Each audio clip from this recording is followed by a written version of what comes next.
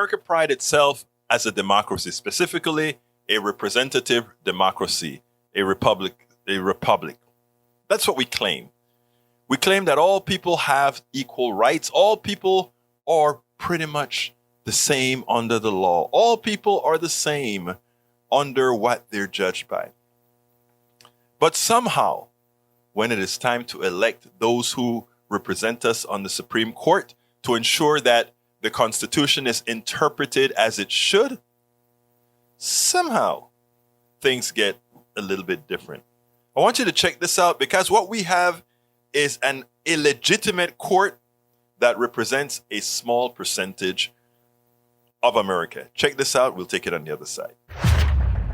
Hard to overstate just how gleefully the Supreme Court took a hatchet to its own small d democratic legitimacy over these past few weeks. From overturning Roe to nerfing the EPA, from gutting our Miranda rights to hacking away at the separation of church and state, the robed reactionaries on this nation's highest court went buck wild, blasting away at decades of precedent without a care in the world for public perception. Having secured that sweet 6-3 supermajority, the SCOTUS conservatives just gave in to about every far-right Fox-induced maximalist impulse imaginable. This shocked some, apparently, at the New York Times and other prominent outlets. It really shouldn't have, though. Why would Alito and Thomas and Kavanaugh and co. deign to care about democratic legitimacy when they never even had basic numerical legitimacy in the first place? Let me explain. By now, we're all well acquainted with how justices get on the Supreme Court. In the event a seat opens, the president selects a nominee. Said nominee is presented before the Senate, and then the Senate votes up or down on confirmation, unless said nominee is named Merrick Garland. But I digress. Let's consider for a moment, though, the two senators from each state who voted to confirm or not confirm each current justice on the court, and the percentage of the U.S. population they represented using census data prior to each justice's appointment to the court. Hamilton College professor Philip Klinkner, political scientist, he did just that. And what he found, and he gave us the data, it is rather shocking. Senators who backed Clarence Thomas, for example, represented just 48.6% of the U.S. population.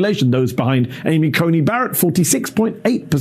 How about the Kavanaugh stands? A measly 43.3% of the American populace. Among the 6 conservative justices, only Chief Justice John Roberts got over 50%. Now let's compare those figures to the rest of the court. There are 3 liberals. 66.5% for Kagan, 73.7% of the population for Sotomayor, and 90% for Breyer. To be clear, based on this data, we can say definitively that none of the 5 conservative justices who voted to overturn Roe were approved by senators representing a majority of the U.S. population. Now, some on the right will say rather dismissively, who cares? That's not how the system is supposed to work. It's supposed to represent states, not the public opinion or the popular vote, which is technically correct and fine in theory. But in reality, as these reactionaries on the court take a blowtorch to our basic rights, roll back decades of popular laws, policies, and precedents, do you really think that the American public weren't going to notice their lack of legitimacy or popular support? I'm sorry to have to state the obvious, but democracy cannot survive if you have a rogue Supreme Court with no public backing. And that is the important thing that we have to get out of this. The Supreme Court is a now clear and present danger to democracy, because everything that progressives put out there, any law that progressives put out there, they could find any way to say this law is unconstitutional. Why? Because we are the Supremes. We are the Supreme Court, and we decide what is legitimate or not. Folks, this is dangerous. It is time for us to take drastic measures, starting immediately with increasing the size of the court to mitigate the fraud that was effected on the American population.